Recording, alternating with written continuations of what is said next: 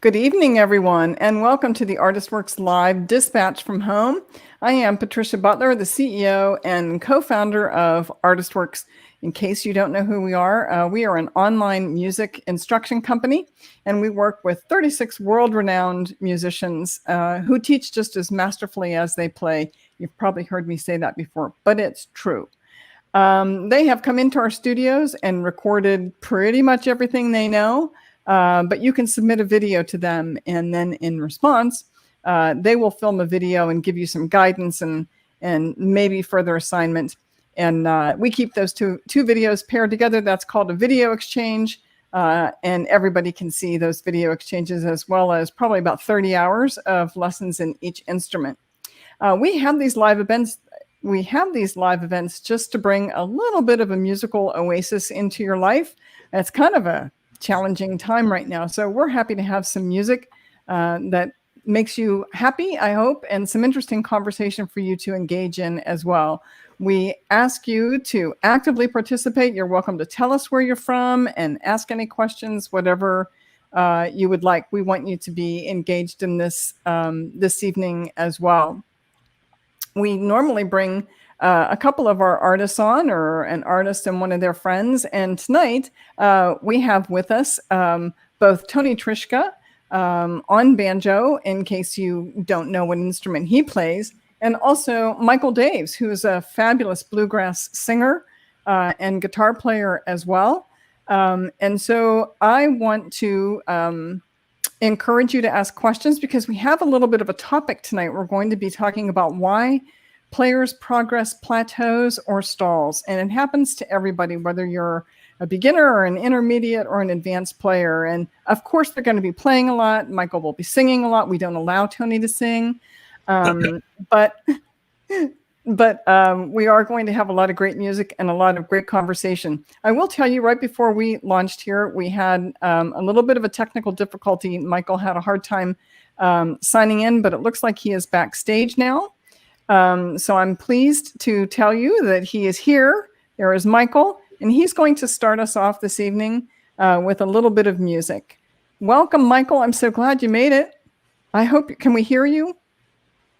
No, we can't hear you. So we've had some trouble, folks. And Michael, if it's okay with you, I'm just going to switch over to Tony and let Tony go ahead and play some music for us, if that's okay. Tony, what would you like to play? My head is here, but I'm just letting people see the banjo. I'm going to play an old-time tune called Salt River, and maybe go into a little bit of Salt Creek from there.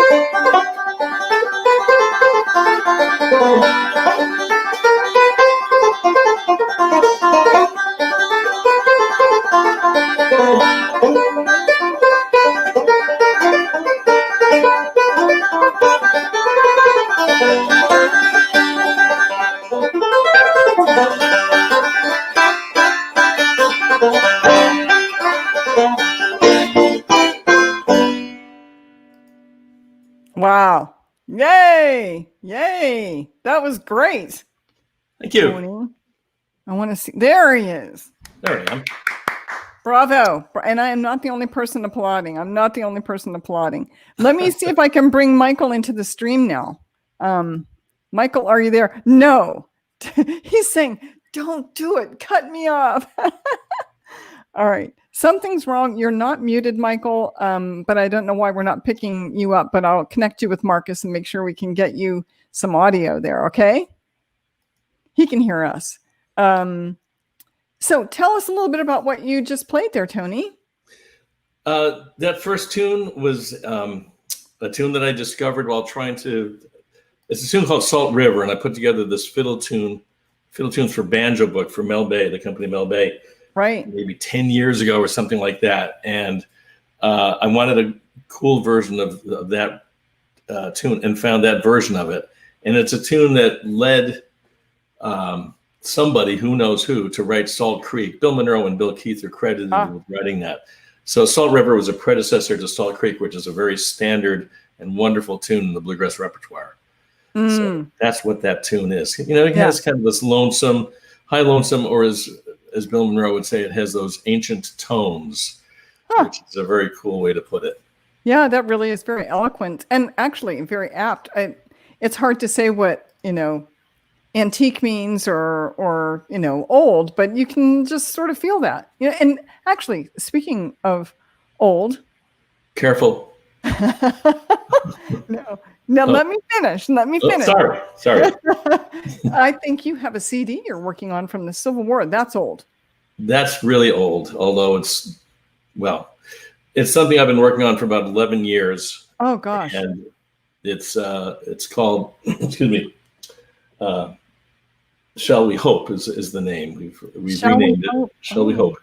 And it's, I don't want to get too pretentious and call it a saga, but it's a through story that starts with a reunion of surviving soldiers of the Gettysburg Battle, which was in summer of 1863. And there was a reunion in 1938. I just happened to find this on YouTube, and it became sort of a focal point for the project. It was, these were Confederate soldiers, Union soldiers in their uniforms in many cases, with canes and wheelchairs. Some were walking, and they shake hands over this stone fence that they'd fought over 75 years before. So it starts with that, and then I go back to 1855, and there's a whole, I talk about a riverboat gambler, a woman who comes from Ireland, enslaved African who escapes, and it ends up with FDR giving a speech, which he did in 1938 at that gathering, and I was able to get John Lithgow to do the spoken word for that. Really? So, how exciting! And you put something different in the middle of the CD. What are we calling it? A CD, a release. There's something that's not silverware. Silverware. It's not silverware. It's not Civil War. Is that right? Is there a different tune on the CD that's out of character of the Civil War? There's a lot of out of character. I'd say 80% of the tunes are tunes that I wrote, and they're vocals. So that Michael sings a lot of, and sings wonderfully, I might add. He's all over the album, playing guitar and singing. But I wrote almost all the lyrics. And so I wasn't trying to write in the flavor of that time. I was just writing what came out, whatever nice creative thing was at that moment. So there are 2 string quartets on there. Oh, nice. And I got a gentleman named Van Dyke Parks to arrange. I wanted to write a march, so I wrote a march in the style of the Civil War. That much I did. Listen to some, recreations of Civil War marches and wrote a tune in that style. And then had Van Dyke Parks arrange it for an 8-piece marching band, basically, and recorded it in New York City.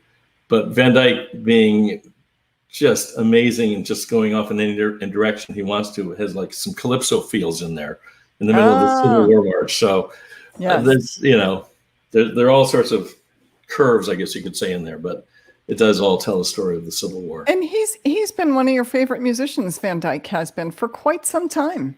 Since 1966, he put out an album called Song Cycle on Warner Brothers. And it was, to this day, I listen to it not infrequently. It's one of the most visionary albums in the height of psychedelia, when Yeah. The Beatles were doing their things. The Rolling Stones put out their Satanic Majesty's Request, this very psychedelic record for the Stones. Van Dyke put out this orchestral album with his different voice. He has this very high, interesting voice and these very opaque lyrics. And Van Dyke was the one that wrote just about all the lyrics for the Beach Boys' Smile album. He worked with Brian Wilson on that. Oh, wow. So that's how people started hearing about him. Then he put out his own record. So you should all check it out. Song Cycle, Van Dyke Parks. Yeah, absolutely. Yeah. And when can we expect the CD from you, the Civil War?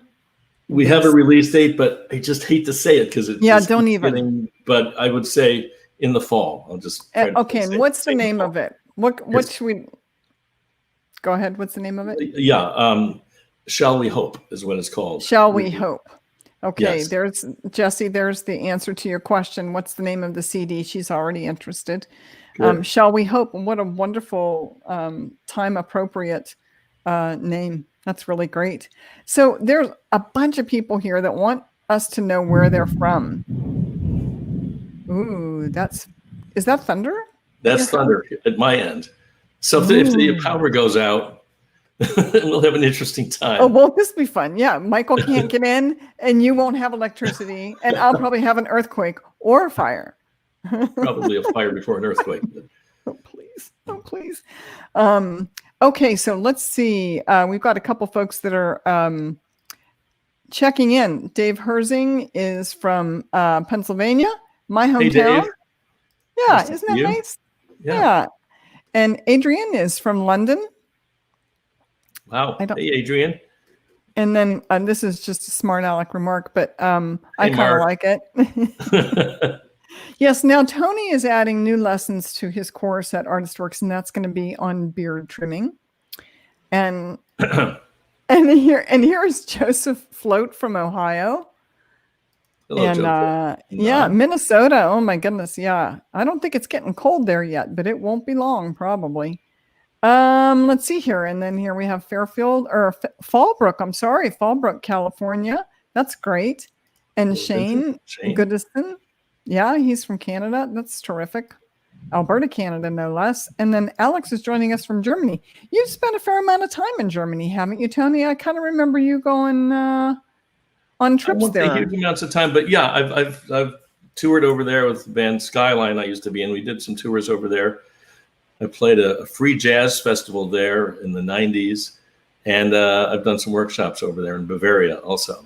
Yeah, and my grandfather came from Germany originally, so. Oh, really? Do you know where in Germany? I'm curious. I really don't. Yeah. My great grandfather was from Liberec in what was then the Austro-Hungarian Empire, but right. In what is today the Czech Republic. Moved to Germany, and then my grandfather came over from there. So. Yeah. Well, there's some great wine in Germany. Great wine. So here's David Cartwright from Milpitas, California, and then someone from Syracuse. We definitely have to give him a moment on screen, right, Tony? Yes, I'm a Syracusan. Is that how you say it? That's how I say it. That's how I say it. Yeah, you make up words though. Well, that's also true. Yes. And Stephen, probably Stephen Parsons from North Carolina. We got just a couple more here. And then Tim is from Massachusetts. Oh my gosh, they just keep getting longer. Okay, you guys, there's a lot of you here. We've got Toronto, Canada, Cape Cod, Washington, Nottinghamshire, England. It's Doc. Hello, Doc. From Florida. Can you pronounce that? I cannot. Lokahatchee. I don't know. I'd say Loxahatchee. Yeah. Okay. Is that what that is? I think so. So we've got quite a few folks coming in from a lot of different places. And Jerry, I'm so glad that you're not in the hurricane area of Texas. Jerry's been to ArtistWorks before. I'm very happy. And Red Rover's coming in from Australia. So that's great. Okay, you guys, now it's time to ask any questions that you might have. We're still waiting for Michael to get some of his technology figured out. I know he's... Yikes, Tony, are you okay? I think we're starting to float away here. I think you're starting to flow away. Oh, my goodness. So actually, what I was going to say is I looked at some of the stats at ArtistWorks, and you've done well over 8,000 video exchanges. Did you know that? I think you're even close to 9,000. Is it that many? Yeah. Yeah, it's been about 10, crazy. 11 years. It's yeah, pretty let's amazing. see. Yeah, so you started in August of 2009, so it's been 11 years. That's really crazy. Yeah. Yeah, that's wild. But thank you for all you're doing to help us. It's fun for me. I get to see what everybody does, and there really is this sense of community. And I'm not just shilling for you guys or me, but it's really true. There's this wonderful sense of community. Everyone's really supportive of everyone else. When a beginner sends in this little light of mine, they're just strumming it, and they do a great job of that. Yeah. And people will come and say that. They'll get on, respond to that. And plus, I try to do a variation on just about every response that I do, and that gives me, gets my creative juices flowing. So. Yeah, that's good. Because then you're a better teacher when you're motivated. You're a better teacher too when you have creativity going yourself. So a couple people have asked about this gorgeous banjo that you have there, Tony. Can we see? I mean, I know a little bit about it. I don't want to try to do it justice. Tell us a little bit about what's going on with that beautiful inlay and the colors you've got going there. What did Deering do for you? Well, this is my signature model. It's called the Golden Clipper. There's a lower price model called the Silver Clipper. And I wanted to have this quilted maple back for one thing. I'd always wanted that, and so they did that for me. I guess you can see that there. Yeah. But since my background is Czech, I wanted to have the designs of an Art Nouveau artist named Alphonse Mucha, who was Czech in the late 1800s, and I wanted his designs in there. So they came up with these designs, which I guess you can see there in the headstock. Yes. They did a very nice job with the headstock. If I can get that in It's there. beautiful. It's a bright blue and green. It's like fluorescent almost. What a gorgeous design. Yeah, they did a very nice, an amazing job on this. And they said, well, I thought they would just have this, white ivory kind of inlay. And then they said, I was at their factory in San Diego, and they said, and I was getting ready to leave. We talked about all the things I wanted. I wanted a radius fingerboard, a slightly curved fingerboard. And they said, so you can have the inlays as we discussed, or you could have this. And they held up this square of something called dichrolam, which is what this, speaking of psychedelic, kind of psychedelic color inlay is. And you can't really tell. In the sunlight, it really pops. But, and I said, yeah, let's do that. And then I was a little concerned, and lost sleep at night thinking, is this going to be okay? And then I'm so happy that I said yes to it. Oh, yeah. Gorgeous. So they did a beautiful job on this, and the sound is wonderful too. So it is. And I know certainly a lot of musicians really can get a decked out instrument, and sometimes they can't play very well, and they have this gorgeous instrument, but you've got this gorgeous instrument and are just a consummate master musician. And I love that those two go together for you. It's really great. And I would love to hear you play a little something. It looks like Michael's getting his technical issues figured out here, so he's going to be able to join us hopefully here in a few minutes.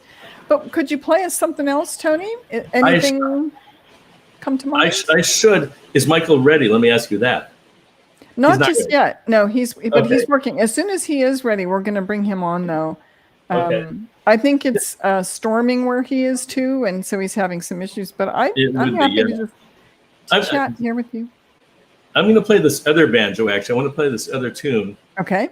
On this other banjo, which is a Bela Fleck created banjo called The Missing Link. And it's tuned down lower in C. Instead of being in G, it's in C.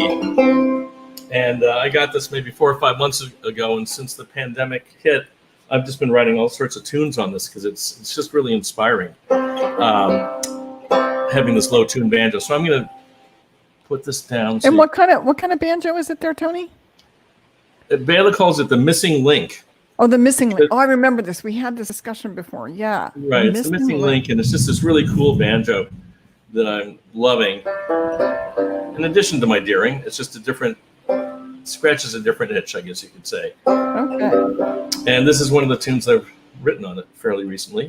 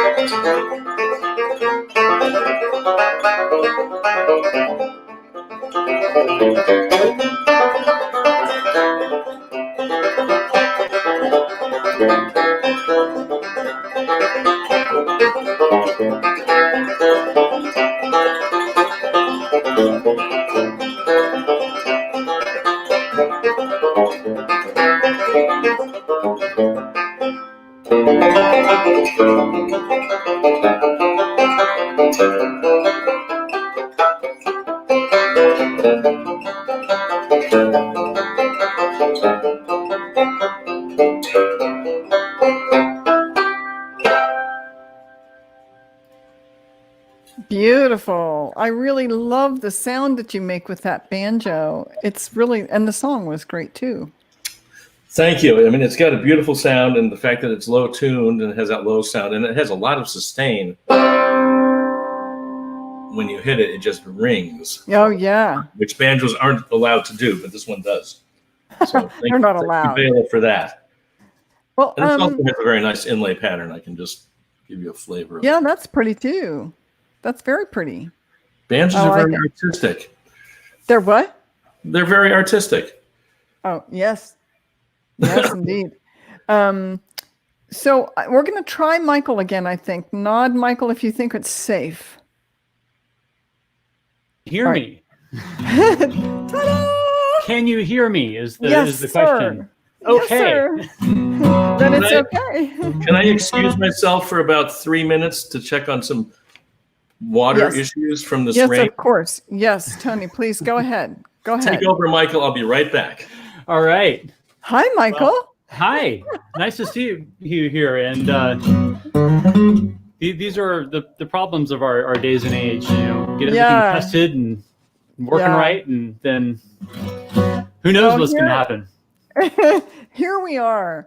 I'm sorry that you had a problem there. Boy, it can come up at any time.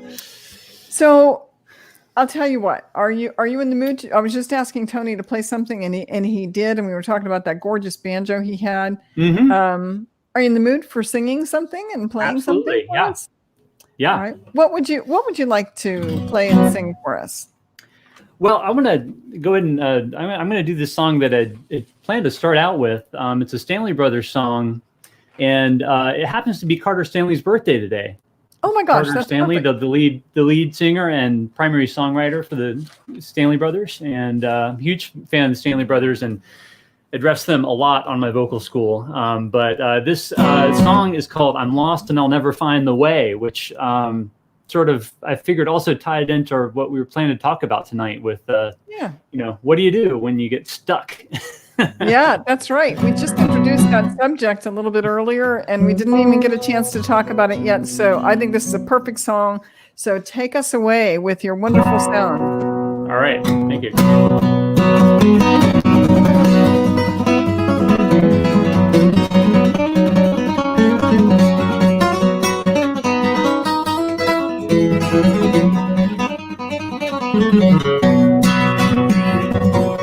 Lonesome, lonesome, pining away. Now you say it's that sweetheart, even though it breaks my heart. I'm lost and I'll never find the way. Since you said we must part, darling, you broke my heart. I'm drifting like a ship lost at sea. In a world of despair, it's so lonesome there. Why don't you come back to me? Lonesome, lonesome, pining away. You say it's best we part, even though it breaks my heart. I'm lost and I'll never find the way.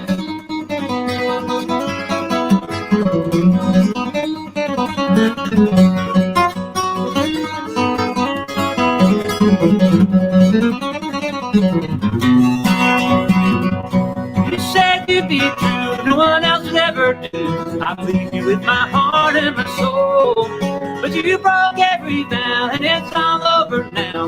Left in this world alone and cold.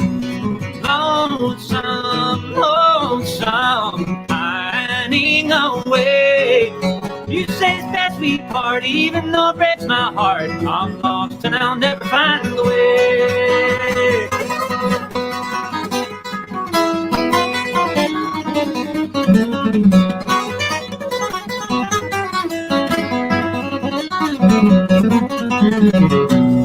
Lonesome, lonesome, pining away.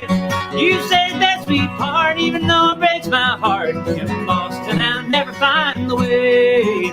I'm lost and I'll never find the way. Yeah, okay. That's great. I love that. Hi, Tony. Is your house okay? Yes, our car floated away, but besides that, we're in fine shape. Well, we can carry on then. We can carry on. Oh, my goodness. All right. We have a couple of questions here. Maybe we could take a couple questions, and then I think we maybe ought to talk about the subject of what to do when players find themselves a little stalled. So let's see. There was a question from Jack Ho here, and I'm going to put it up here, but he had a little typo. I'm a new banjo player. Why is it important to anchor a finger on the right hand? And he says, I'm having no problem playing rolls without anchoring. It says with anchoring, but it's supposed to be without anchoring? It's supposed to be without anchoring. Yeah, he corrects himself. This is for you. There's no good answer to that, because I was just watching a video of Andrew Segovia yesterday. Classical guitar players do not anchor their fingers. No. So, and I've had certain students here that do not anchor their fingers, and they sound great. So I can't say it, but you have to do it because Earl Scruggs did it. So the answer is you don't actually have to do it, but it does for most people, for me included. It just gives me that extra measure of support, anchoring a finger. Now, the big question is, do you put one or two fingers on the head? And a lot of people would say, well, you have to have two fingers on the head because Earl Scruggs played that way. Mm-hmm. And you got to remember that Earl Scruggs was, I think, 6 years old when he started playing. And he wasn't Earl Scruggs yet, as I like to say. And he just happened to put two fingers down on the head. And Earl's brother, Junie, when Earl was a teenager, said, hey, there's this guy in Virginia who's come down here. He's a really good player. I'd like to have you guys get together and pick. So they started picking, and Earl's telling me this story. He said he's looking at the guy's right hand. The guy just has his pinky on the head, and his ring finger is going along with his middle finger because of the way his tendons or muscles work. And so And he sounded great. I said, so Earl, are you Mhm. saying that you don't have to have two fingers on the head? He said, no, you could have your pinky or your ring finger or both. It doesn't matter. So for all those people that say, well, Earl did it, you don't have to. You could have I one or see. two, or no fingers down on the head, apparently. Yeah. And yeah, I can't say you shouldn't do that if you have the strength to do it and you can play fast and do everything you need to do. I wouldn't say you have to have a finger on the head. Yeah. So then another gentleman said, can I follow up on that, please? I started out as a classical guitar player, so got used to never anchoring a finger. And you're saying that's okay. As far as I'm concerned, as long as it works for you, I mean, it's a different instrument, but obviously very similar to the guitar. And if you can get all the speed you need to get, play at the faster tempos that you're supposed to do when you play bluegrass, if that's what you want to do. I mean, of course, there are many ways of playing the banjo. You don't have to just play bluegrass either. So, but as long as you have all the power that you need, then sure. There you go. That's my opinion. That's your opinion. In your opinion. In my opinion. Well, we had kind of an interesting topic I thought we were maybe going to talk a little bit about this evening. And that was, what to do when players find that their forward progress has stalled a little bit. And I've talked to a couple of our artists about this already. And we've certainly talked about how when you're going the wrong direction, no matter what it is, you're headed the wrong direction. If you just stop and take a step backwards, you're actually going the right direction now. And so it's hard for some people to take that step backward in order to go the right direction. So my first question to you guys is, what do you think that backward step should be for some people? Any thoughts on that, Michael? Sure. Well, I like to think about it rather than taking a step backwards is think about ways that you can break down what you're doing into something more elemental, because there are so many things that are going on when we make music. That's one of the things that makes it compelling to us as an activity for humans, is that it's engaging us just on so many different levels, emotionally, physically with the fingers or the voice or whatever, mentally, rhythmically, and everything. And so, to perform music well, you kind of have to have so many different things, so many balls in the air, but they all have to be sort of effortless. You can't be thinking about too many things at a time. So I like to just, take those moments and look at something very small and very basic about what it is that you're doing, rather just don't, because I think you can get distracted by the big picture and maybe it's some competitive drive, oh, I got to sound like this, or I don't sound as good as I think as, this other person or whatever, but just to be willing to look at it, whether, for vocals, I was, say if you're having a hard time singing a song or, there's some strain or whatever, just find a way to minimize the things that you're dealing with. So it could be say speaking the rhythm of the song. So forget the melody altogether, lonesome, pining away. And so, there's a lot to connect with rhythmically. Or you could say okay, if I'm say it's bad sweet part, there's some high note and it's a syllable that's kind of making you tense up. Hey! Okay, so let's look at how do I work with that sound? A. Hey!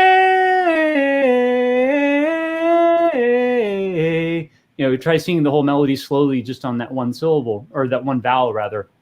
Something like that. So you just explore consciously one small aspect of the many things that you're doing, and give your sort of conscious mind a chance to grapple with it and think about what you're doing and explore all the facets of that. And then it has a way of kind of, you can recede to the part of your brain where you're not having to think about it actively when you're actually doing it. And yeah, that's so interesting. So you're saying basically deconstruct whatever you're working on that you feel maybe got you stuck, and just work on the individual parts. Is that what you're saying? Just pick one or two things to focus on and open it up as much as you can. Okay, and Tony, that's great advice. I like it a lot. Tony, have you got anything to add to that? Probably many things. I would say Similar to what Michael is saying, for me, the two main things, I'll say with the banjo, but applies well to everything. Timing is everything, as John Hartford once said. Timing is everything. So you really want to be working, in my opinion, unless you happen to have amazing time naturally, which most people don't. I dare say Earl Scruggs did, Sonny Osborne did, but work with a metronome or a drum machine, something like that. And I've started suggesting to people, play things really slowly so you can really see what's going on. So as Michael's saying, focus on your timing at really slow tempos. Like when I say slow, I mean something like,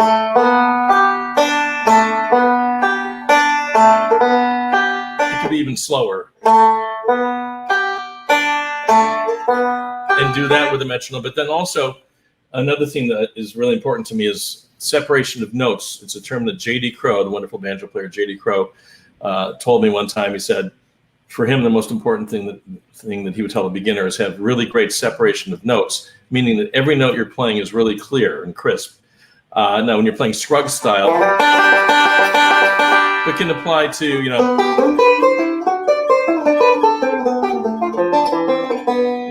prettier, more progressive things as well. But a lot of times when people play, I'm just going to move this down a hair. Yeah.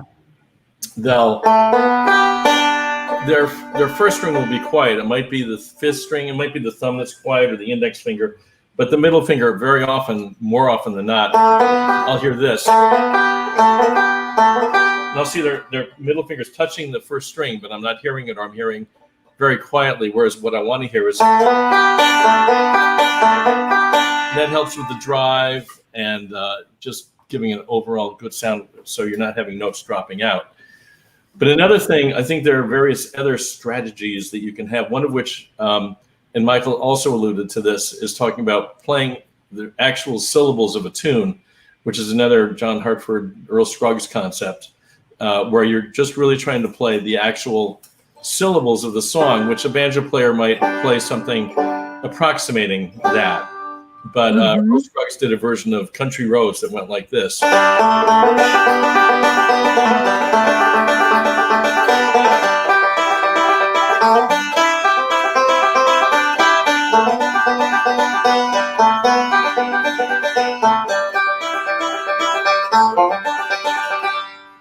Like right here, Mountain Mama. He just played those four quarter notes without going. And he's playing it as you would sing it. And so if you could take some tune that you've played for 1 million years, or 2 million years even, and just try to play the actual word, play the words of the syllable, and it'll take you off in a whole other direction. Another thing you can do is take some tune that you really like, for instance, Clinch Mountain Backstep, and if you played it 1 million times and you're kind of tired of it, take some other instrument on that cut. For instance, on Clinch Mountain Backstep, the fiddle player takes this amazing break, and I worked it up one time, and it just made it all fresh again. I won't bother playing it, but that's the sort of thing you can do.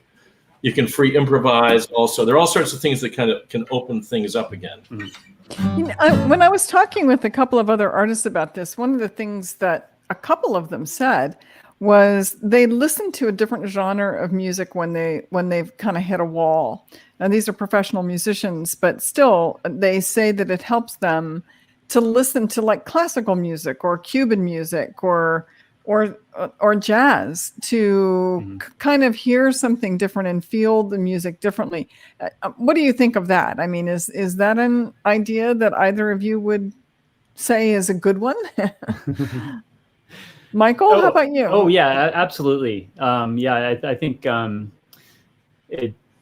a good active music student is kind of you got to go deep into like the source recordings of whatever main genre that you're studying, and like really kind of pick apart some detail, and then also go wide, like you're saying, and like listening to all these different ways of doing it, and each performance, each type of music has different subtleties of timing, which like Tony was talking about, the different aspects of groove. Then if you try to sing or play along with music from another genre, it can be really, it can kind of really bring some awareness and some specificity to, rhythm, or, certainly vocal ornamentation can be really different, from genre to genre. So yes, it's really good to open your ears and your mind. Well, to kind of quote my dad, we approached this topic a little bass-ackwards. So we're talking about how to get people out of a bit of a stall, but let's just talk for just a moment. How do you think most people get stuck like that? Why? What's happening in their lives? What's happening in their playing that might be causing them to stall? Obviously, you can't figure it out for everybody, but in your teaching experience, Tony, what do you see has happened in their lives that has maybe caused a little bit of a stall for them? I think, in my experience, seeing people on the site, and again, that's the great thing about the site, that you have the shouts and the forums where people can express what they're going through, or the video exchanges, and people will often say, "I'm just, I'm stalled. I'm not as good as I want to be. Where should I be? I've been playing for 4 months. What should I be able to play?" There's no answer for that, because everyone's different. Bela Fleck was at a different place than most people after 4 months, for instance.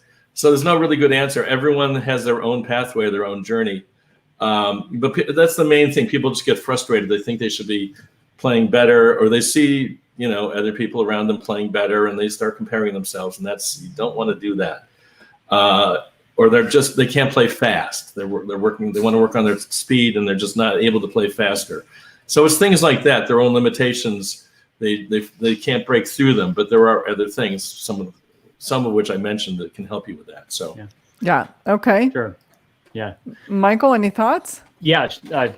Probably too many, because again, like Tony was saying, everyone's an individual, and everyone gets stuck for different reasons. But I would say one thing with instrumentalists that I work with, one of the ways people get stuck is getting too, I think, beholden to muscle memory. Like when you learn a song, like say a fiddle tune, little Coach Mountain back step.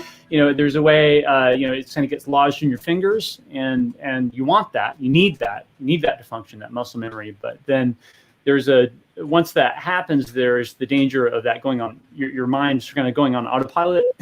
And so it's sometimes people, I think, get a little too stuck with muscle memory, and not enough work on like kind of active connection between, okay, I'm hearing something in my head and I'm going to play that thing that I heard, rather than just going to do the thing that my fingers know how to do. So like a lot of times ear training can be a really good way of preventing getting stuck in the first place, or getting unstuck. So that's another, I want to do I picked two.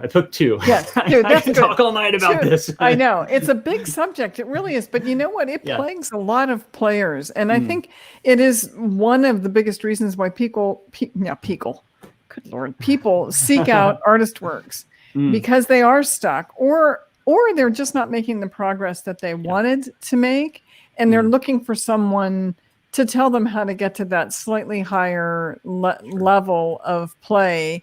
And, you guys are there for them. And within just, a few minutes of seeing their video submission, you can tell them, all right, here, I see a problem. And this is this is a habit we need to unbreak for you.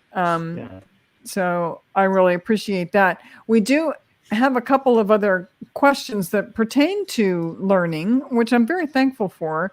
Can you see that? Jesse would like to know, how do you learn and digest new songs and pieces quickly? He's not asking to play fast. He just wants to learn them quickly. Thanks, Jesse. That's a good question. Yeah. So who wants to take that of the two?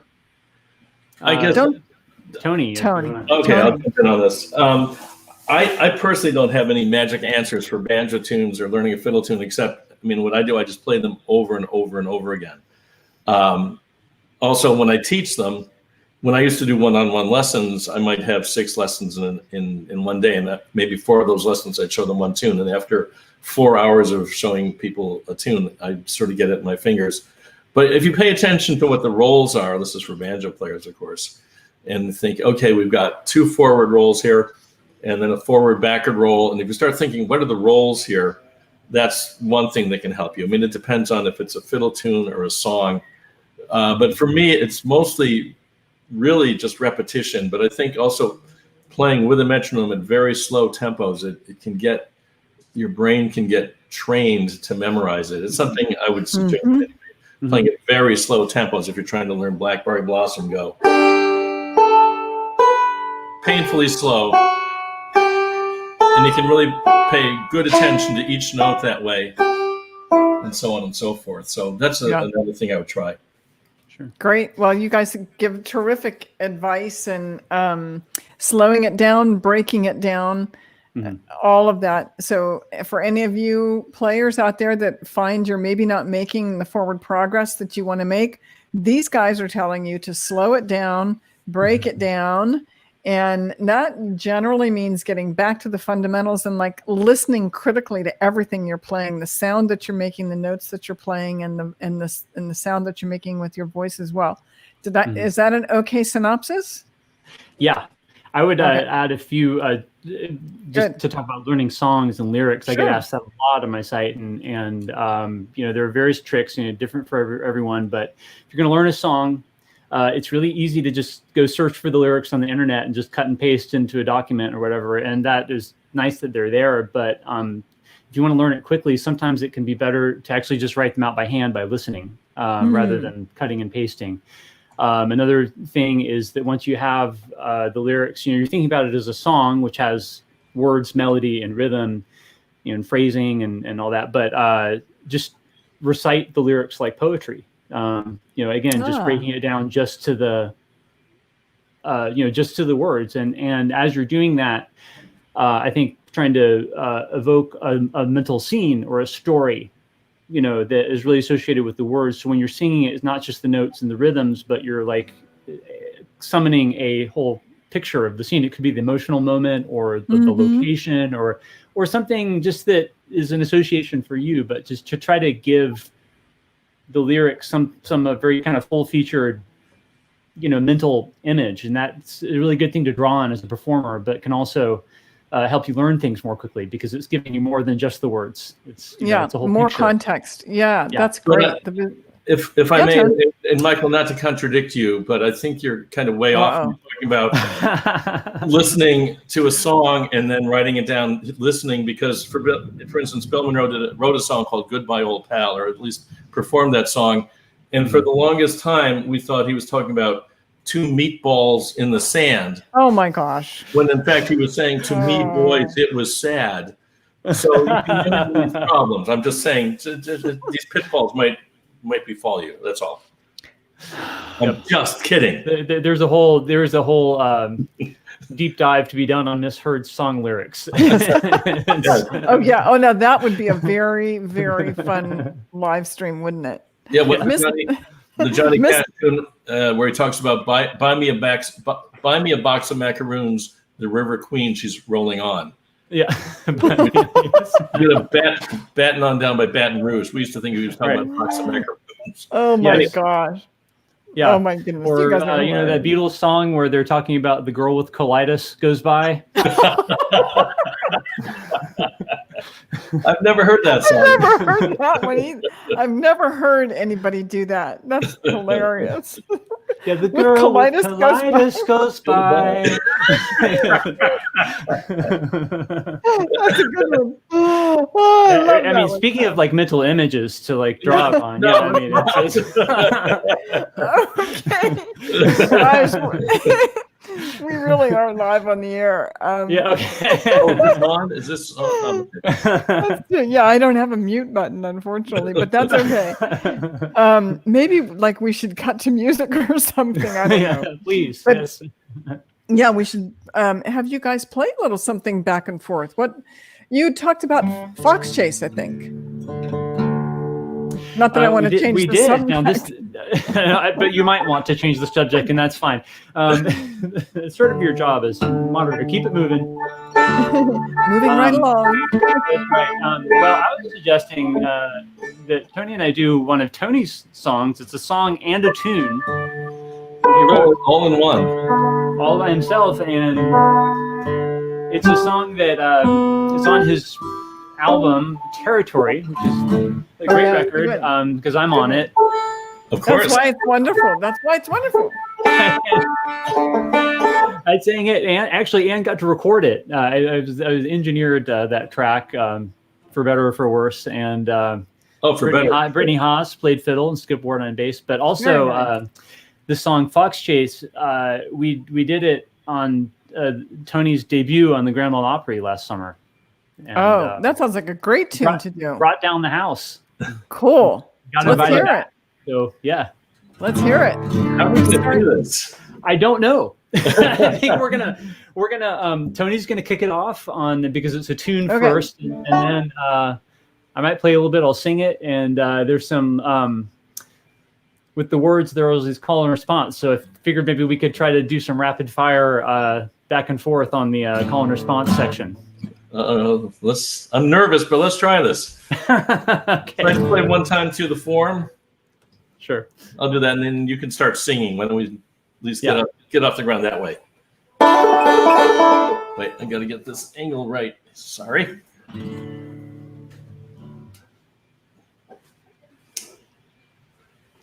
Close enough.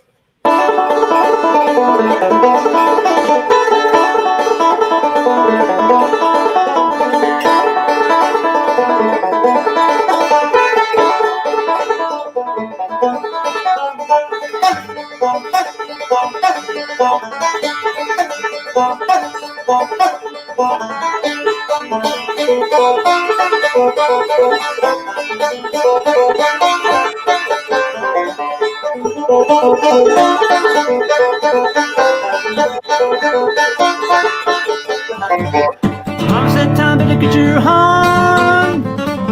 Pops is just a born. Grabbed old Copper, his bus hound. Heading off where the hill went down. Why does the hound got the fox on the run? He's got the hunter and the hunter got the gun. Hound said, Fox, you're about to fall. It's sure while be hanging on the wall. Hound and the fox went up and in. That's the stream where the ducks that swim. Said, keep your nose to the wind if you want to skip your skin. Hunt went down and the hunter slowed. Captures fox with the owls and the toads. Where the two went off and the moon went down. Last time saw the fox and the hound.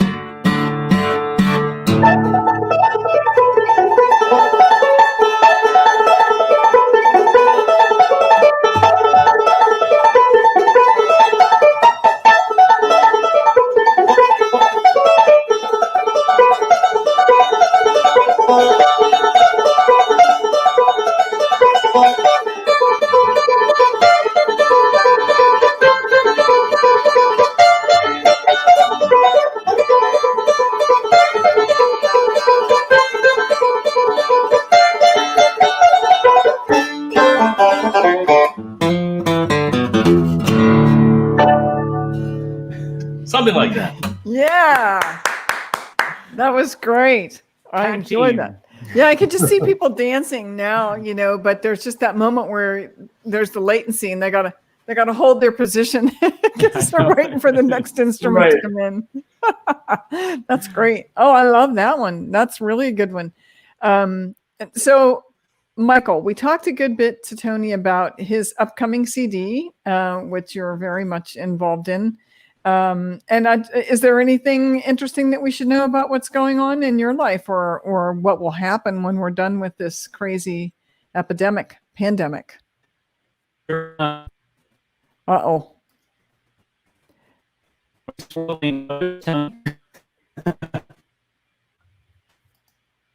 Can you hear him, Tony? No, I'm hearing the same thing you're hearing. Oh, okay. Well, he looks great. Look at the smile on his face. Oh my goodness, Michael, we're having trouble hearing you again.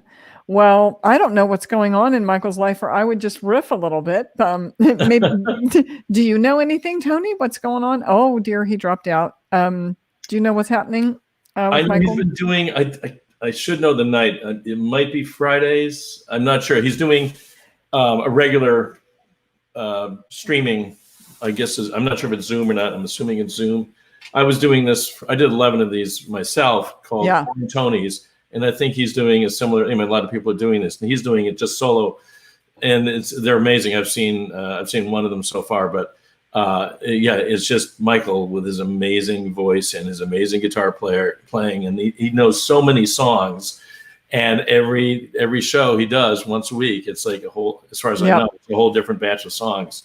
Yeah, and everyone should check it out. I know that for a fact that he's doing that. Yeah, he's amazing. He does such great things, and I know every Tuesday he used to be playing in a local hangout there in Brooklyn, but he'll be coming back on here. But there is a question for you, Tony. Maybe we could take this moment to ask a couple questions for you.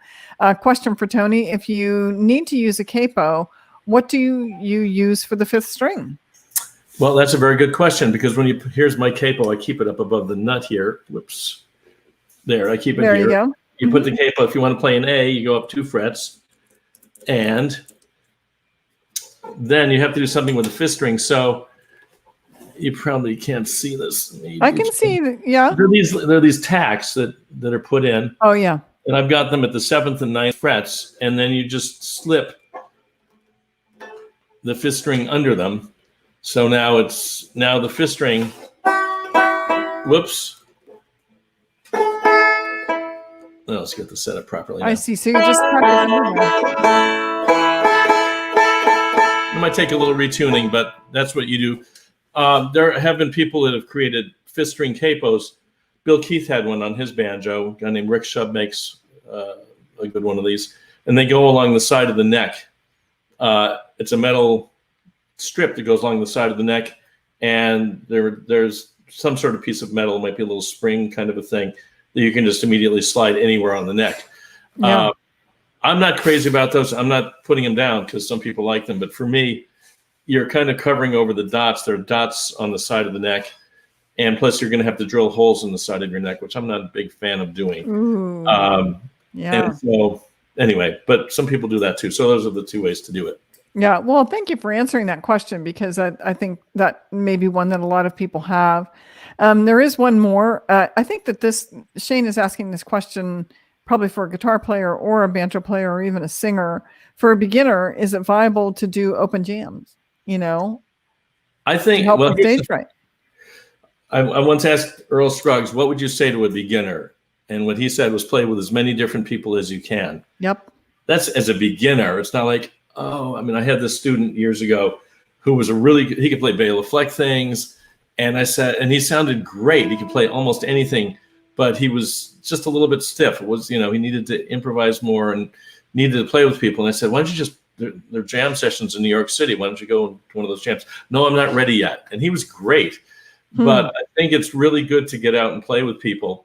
It depends on the kind of jams. At festivals, sometimes they'll have slow jams, or it's like banjo weekends. They have these slow jams for people that are just getting started. But as long as you don't end up in this jam session with people that have bad attitudes, you're not good enough to play with us. And that can happen. But most of the time, I think people are pretty understanding. And if it's a big jam, you can just kind of stay on the outer edges of it, and you could even just strum along. If you don't have rolls happening yet, you could just strum along.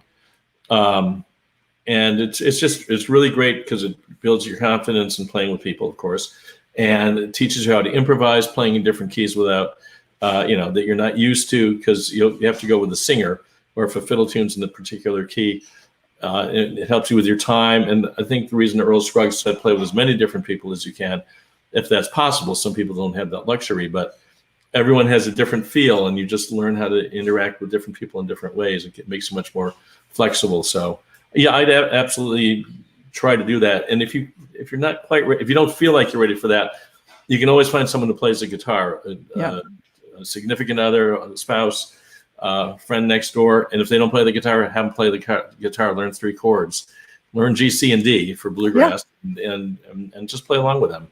Yeah, start. Sorry, Tony. Were you finished? I didn't mean to step on you there. No, that's fine. That's fine.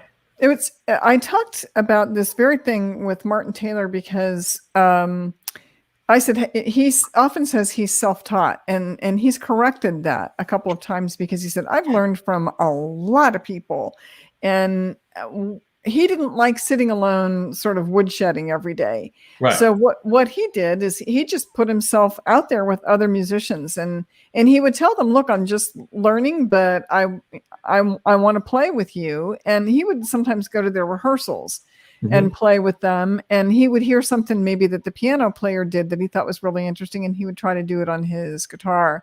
So his advice was, get out there. Don't be afraid. You don't have to be at a certain level to play with other people. You don't obviously want to, try to throw it down with a bunch of Grammy winners, but you can still play with people that are better than you. In fact, I think that's inspirational, don't you? Absolutely. Bela talks about that. I mean, he says he tries to play with people that are better than him, which is like, how many of those people are there? But not too many. Chick Corea is like pretty mammoth, and he plays with Chick Corea, those sorts of things. I mean, that's what he himself has said. But another thing, and who knows when this will happen again, but bluegrass festivals, go to a bluegrass festival. It's a great thing to do because people are, not every festival, but a lot of festivals, people are picking in the parking lot at 2 a.m. or any time of the day, and just wander around with your instrument and kind of feel it out. And more often than not, I think people will be open to you sitting in. And plus, it's just a great way to meet people and make new friends.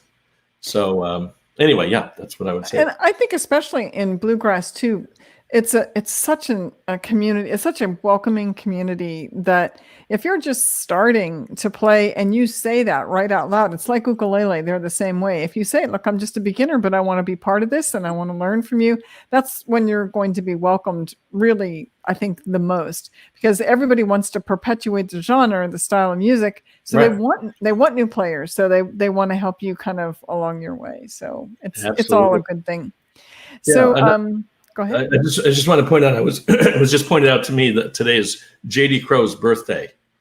Yeah. So happy birthday, J.D. Yeah, no kidding. Happy birthday. Great banjo players. Yeah, for sure.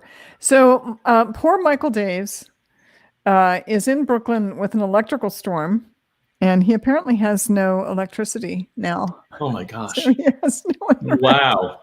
That could have happened here too, but we're going to get a rain check from Michael Daves. Yeah, it's kind of crazy. It's just really kind of crazy. Yeah. Tony, is there any, final piece that you would like, or tune you would like to play for us as we close out our time together? We've been doing this an hour already. Can you believe it? I know, time just flies. I was thinking of doing an Earl Scruggs medley, starting with the Nashville Skyline Rag, which he made safe for the banjo. It's a Bob Dylan tune, one of the very few Bob Dylan instrumentals. There are a couple of them out there, but this fits because when I found out that it was J.D. Crow's birthday, I was trying to think, what could I possibly do? What J.D. tune? What J.D. tune? Yeah. Can I play? And this is one that he played a lot. Okay. It was part of his repertoire. So I'll start with that in honor of J.D.'s birthday. And then I'm just going to quickly tune up here after putting the capo on.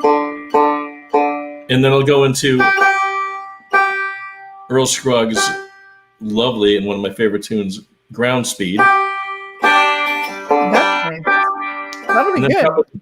Then probably finish off with Shucking the Corn. Do we have time to do those three? Yeah, sure you do. Everybody wants to hear you play, so yes, do it. All right, let me get this angled correctly here. Yeah, that's a good angle so we can see what you're doing there. Oh, that's good. I won't move. Okay. Back it up a little bit, Tony. Sorry? Back it up a little bit. Your left hand back up a little bit. There you go. Okay. Looks good. Now we can see it. All right.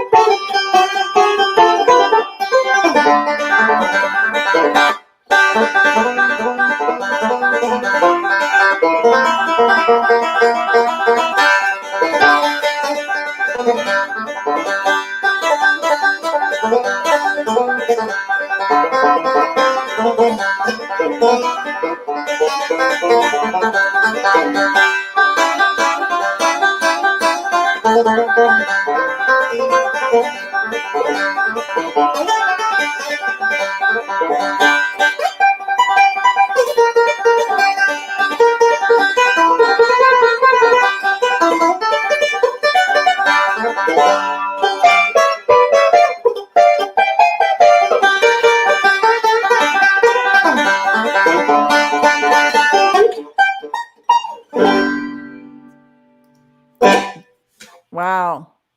Tony, that was amazing. You are just an inspiration, a fantastic player, and really just a wonderful human being. Thank you so much for joining me tonight and greeting all of these folks from clear around the world and helping us learn a little bit about why some players stall and how they can get out of it. And just thanks so much for sharing your music with us tonight too. Thank you, Patricia, and thank you everyone for tuning in and listening and watching. Really appreciate it. Yeah, I'm so sorry that we lost Michael, but he's really in the middle of an electrical storm. But we will have Michael back. Worry not, folks. Keep watching our Facebook and Twitter and also Instagram and ArtistWorks, because we will make sure to tell you just as soon as we're able to get back with Michael and have him come on again too. Thank you once again, Tony. Really good to see you. Great to see you, Patricia. Thank you. Take care. Good night, everyone.